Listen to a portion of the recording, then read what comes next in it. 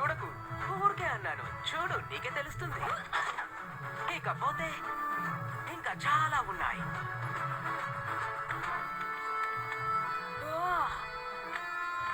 వీటిని నేను చాలా కాలం నుంచి సేకరిస్తున్నాను. నీకేమైనా అడగాలనుంటే అడిగి. ఇది చక్కటి సంగీతాన్ని అందించే పాటల పెట్టే. అది విరిగిపోయింది, అందుకే పాడటం లేదు. అరే, దాన్ని బాగు చేసినట్టున్నావు.